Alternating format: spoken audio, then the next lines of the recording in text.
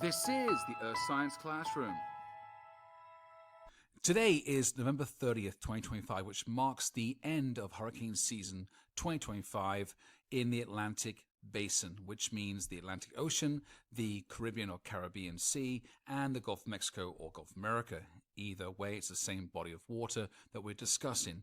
Now, on average, across recorded time, there should be, on average, 14 named storms, which means the tropical storms are not quite hurricanes, but they reach wind speeds of over 39 miles per hour, and they're given a name. And then you have, on average, 7 hurricanes, which is above 74 miles per hour sustained wind speeds for 1 minute. And then we have 3 major hurricanes, which is a Category 3 hurricane or above, so 3, 4, and 5. So wind speeds of over 111 miles per hour to be categorized as a major hurricane. Back in the late spring, early summer, the prediction for the coming 2025 hurricane season was 13 to 19 named storms, 6 to 10 hurricanes, and 3 to 5 major hurricanes.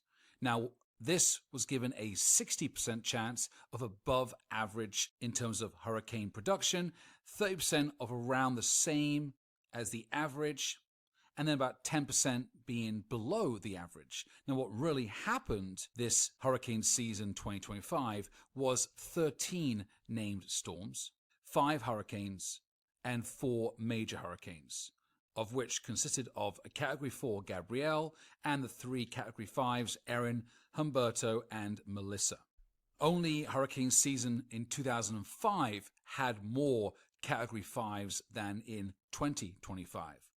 One notable mention was Tropical Storm Chantal, which did make landfall over the US, had max wind speeds of 60 miles per hour.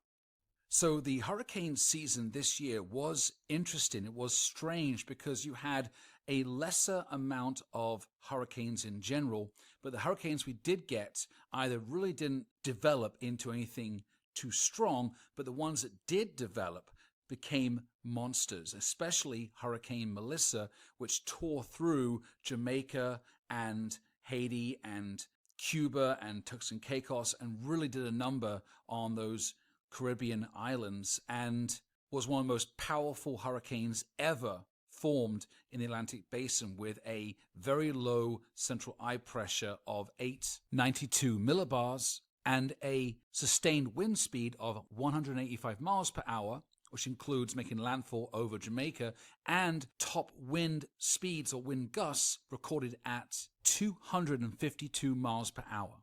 And then we had, in September, we had Hurricane Humberto, which developed into a Category 5, and Hurricane Imelda, which developed into a max Category 2, but they were interacting together and forming around the same time and moving in a similar parallel direction and path over the Atlantic Ocean, causing the Fujiwhara Effect, which is a rare effect in meteorology where these two storms were kind of feeding off each other and interacting with each other.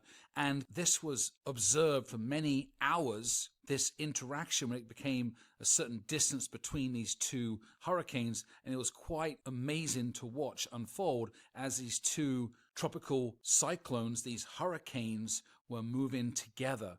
And Imelda's effect on Humberto could be one of the reasons why Humberto developed quickly into a Category 5, using all that available moisture and energy given by Imelda. And that's probably why Imelda didn't develop also into a Category 3 major hurricane, because it was giving most of its energy over to Humberto. This is the Earth Science Classroom. Thanks for watching the video. If you liked it, please subscribe, like, and share. And if you want more content and videos on Earth Science, please check out my channel.